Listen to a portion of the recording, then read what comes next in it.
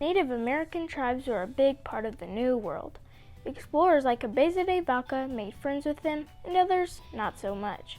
However, some popular tribes were mainly located in the regions of Texas. The tribes we will be discussing today are the Caddo, Apache, Humano, Koala Tekken, and the karankawa.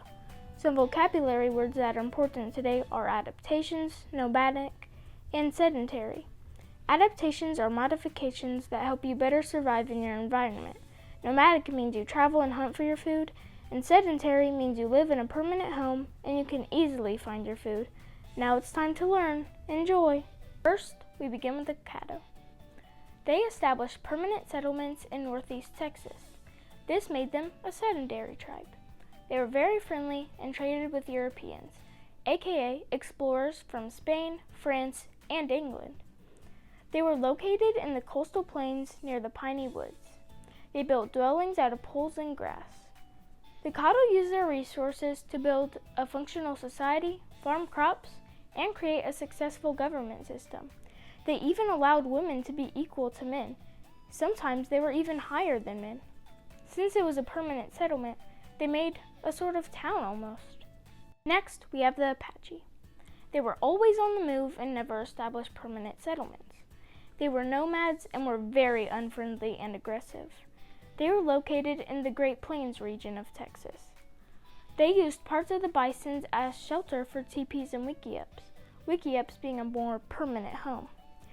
The Apache used bison to make everything, from shelter to weapons. They wouldn't have survived without them. Now we move on to one of the more advanced tribes, the Humano.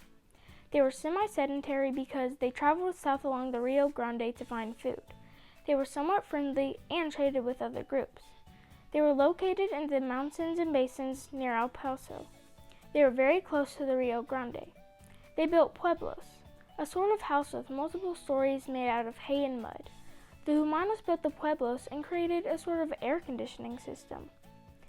Wickiups and teepees were very hot, but the pueblos cooled them off. They also used the Rio Grande as a source for food and water. Next, we have the Koala Tekken. They were nomads. They were a very protective and aggressive tribe. They lived in South Texas along the coastal plains, but would still travel. This tribe also built wickiups, usually made from sticks and covered in animal skins.